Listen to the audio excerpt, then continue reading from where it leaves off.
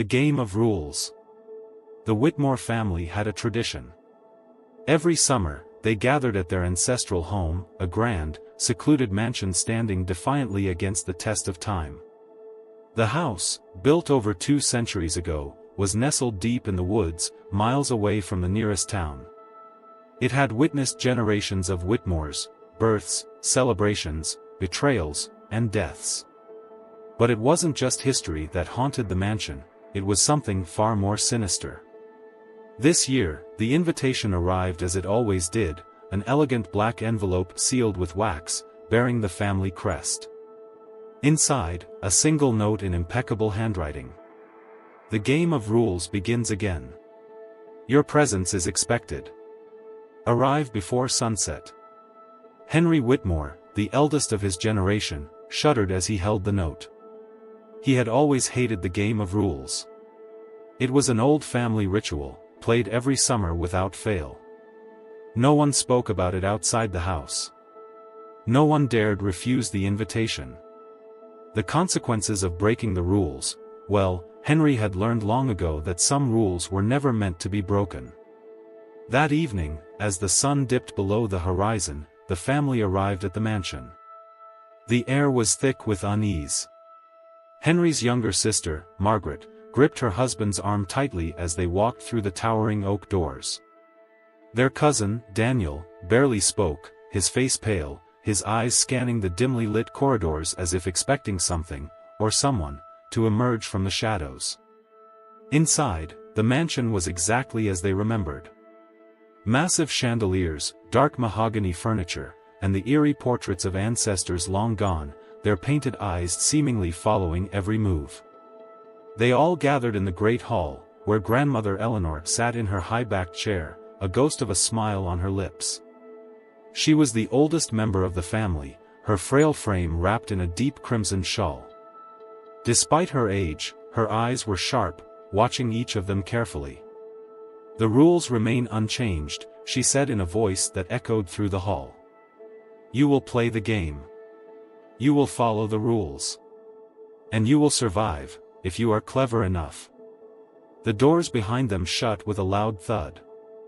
A cold shiver ran through Henry's spine. The game had begun. There were 5 rules. Rule 1, no one leaves the house until the game is over. Rule 2, do not enter the West Wing. Rule 3, at midnight, the bell will chime, when it does, be inside your rooms. Rule 4, if you hear someone calling your name, do not answer. Rule 5, the game ends when there is only one winner. The last rule hung in the air like a death sentence. A winner. That meant the others. No one dared speak. No one dared move. And then, the first scream shattered the silence. The scream came from upstairs. Henry's heart pounded as he turned toward the grand staircase. The others stood frozen, their eyes wide with terror. The sound had been sharp, filled with raw fear, and it had come from somewhere near the West Wing, the one place they were forbidden to enter. Grandmother Eleanor did not flinch. She only whispered, "It has begun." Margaret gasped, clutching her husband's arm. Daniel, his face drained of color, stepped back toward the great hall's massive fireplace, as if seeking warmth, comfort, anything that would make this night less real. We need to check," Henry stammered, glancing at the others.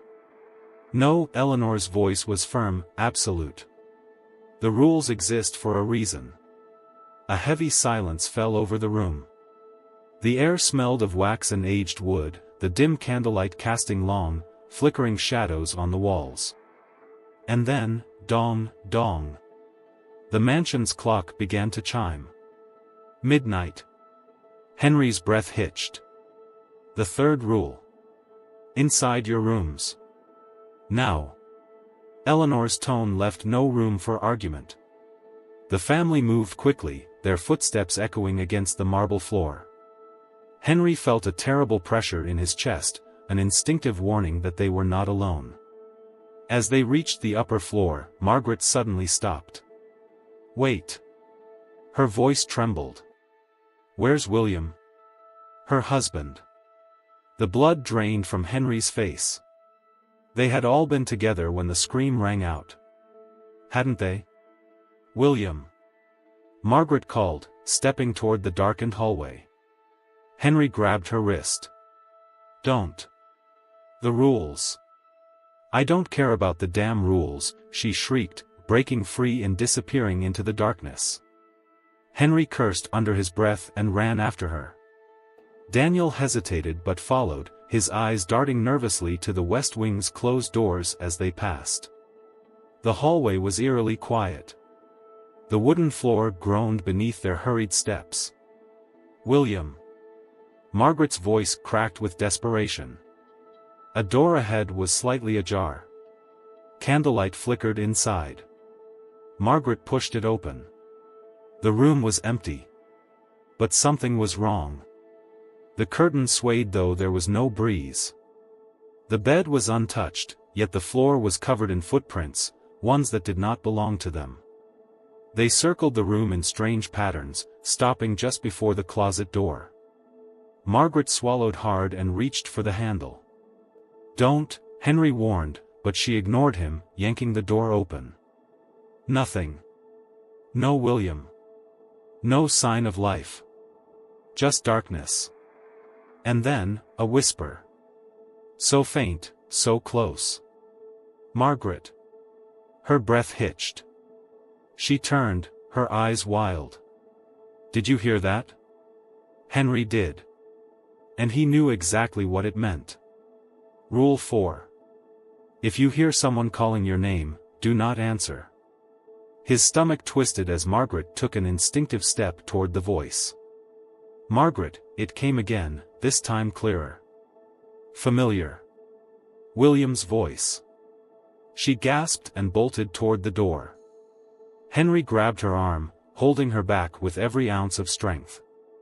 That's not him, he hissed. Let me go. He needs me. That's not him. Margaret struggled against his grip. You don't know that. But Henry did know. The rules were ancient, unbreakable. Something in this house mimicked voices. It called, lured, trapped. Then, the closet door creaked open by itself. Darkness yawned from within, stretching out toward them. Margaret froze, her breath coming in short gasps. Henry pulled her away just as the shadows inside moved. Daniel yelped and stumbled backward. The door slammed shut. A beat of silence. Then, from inside the closet. A single knock. Slow. Measured. Waiting. The three of them stood in horror. No one moved. No one dared breathe. Then, from the hallway, footsteps. Coming toward them. Heavy. Deliberate. Closer. Margaret whimpered, pressing herself against Henry's side. Daniel looked toward the door, his lips trembling. Someone's coming. Dong, dong. The clock struck again. Midnight was over. And the game was just beginning. The footsteps stopped just outside the door. Henry, Margaret, and Daniel stood frozen, their breathing shallow. The flickering candlelight barely pushed back the oppressive darkness pressing in around them. Then, knock, knock, knock. Slow. Measured. Waiting. No one moved. No one dared move. Margaret gripped Henry's arm so tightly that her nails dug into his skin. He didn't flinch. His eyes were locked on the door, his mind racing. William had vanished. Something had whispered his wife's name. Something had moved in the closet. And now, it was standing right outside. Daniel swallowed hard, his voice barely above a whisper. What do we do? Henry's mind flashed back to the rules. Rule 1, no one leaves the house until the game is over. Rule 2, do not enter the West Wing. Rule 3, at midnight, the bell will chime. When it does, be inside your rooms. Rule 4, if you hear someone calling your name, do not answer. Rule 5, the game ends when there is only one winner. The final rule. Henry's breath hitched. He had never fully considered its meaning before, not until now. Only one winner. That meant. Knock, knock, knock. Louder this time. Impatient. Then, a voice, low, rasping. Let me in. Daniel whimpered. It's not real. It's not real.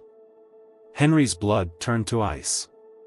The voice, it wasn't William. It wasn't anyone human. Margaret shook her head furiously, her nails digging deeper into Henry's arm. Don't open it. Please, don't open it. The door handle twisted. The candlelight shuddered. And then, the door burst open. A gust of freezing air slammed into them, snuffing out the candle. The room was thrown into absolute darkness. Margaret screamed. Daniel ran. Henry stood his ground. Through the darkness, something moved. Something tall, impossibly tall. Its limbs were too long, its head tilted unnaturally to one side. Its fingers scraped against the wooden floor as it stepped inside. Henry grabbed Margaret's wrist and pulled her away. Run! They bolted down the hallway, feet pounding against the floor. Daniel was already ahead, his terrified breaths echoing through the corridor. The thing behind them let out a low, guttural laugh. Henry didn't dare look back. They reached the staircase, nearly tripping over themselves as they stumbled down. The great hall was empty, except for Grandmother Eleanor. She sat in her high-backed chair, completely unmoved. Her expression was calm, expectant. Margaret ran to her, shaking with fear. Grandmother. There's something in the house. We have to leave. Eleanor simply smiled. Leave? She echoed. There is no leaving, my dear. Henry's stomach dropped. What are you talking about? Eleanor folded her frail hands in her lap. You know the final rule. Margaret's breath came in ragged gasps. One winner, she whispered. That's what it means, doesn't it? Eleanor's smile didn't waver. Henry understood. The game never ended peacefully. It was never about survival. It was about elimination. Daniel stood by the fireplace, his face drained of color. You mean, we have to? Eleanor gave a slow, approving nod. The house chooses. The house feeds. Margaret's hands trembled. No, she backed away. No, no, and no. Henry clenched his fists, his pulse hammering in his skull. There had to be a way out. There had to be. A shadow flickered in the corner of his vision. He turned. The thing was standing in the doorway. Its empty eyes gleamed in the darkness. Margaret screamed, Daniel scrambled backward. And then, Eleanor stood up. For the first time in years, she rose from her chair, her frail frame suddenly strong. Her bones cracked unnaturally as she took a step toward them. Henry's breath caught in his throat. You're not. Eleanor's face twisted into something inhuman. The game must be played, she rasped. And the house must be fed. Margaret grabbed the fireplace poker and swung, hard. It hit Eleanor's skull with a sickening crack. The old woman collapsed. And in that moment, the thing in the doorway let out a shriek. The walls shook. The floor groaned. The house itself seemed to scream. Henry grabbed Margaret's hand. Run. Daniel didn't hesitate. They raced toward the front door, ignoring the shadows writhing along the walls, ignoring the voices whispering their names. The door, locked. No. Margaret yanked at it, sobbing. Daniel pounded against the wood. Let us out. Then, a whisper. So close. So familiar. Henry. His blood ran cold. William's voice. It came from behind him. Right behind him. He knew the rule. Do not answer. But Margaret turned. And the last thing Henry saw was her vanishing into the dark. A shadow swallowed her whole. Her scream ripped through the air. And then, silence. Henry and Daniel stood trembling, their backs pressed against the locked door. The house had taken its offering. And suddenly, click. The front door unlocked. The game was over. Henry and Daniel stumbled outside, gasping for air. The night was still. The stars above silent witnesses to what had transpired. The mansion behind them, waiting. Then, from inside, the sound of a single knock. Slow. Measured. Waiting. The end.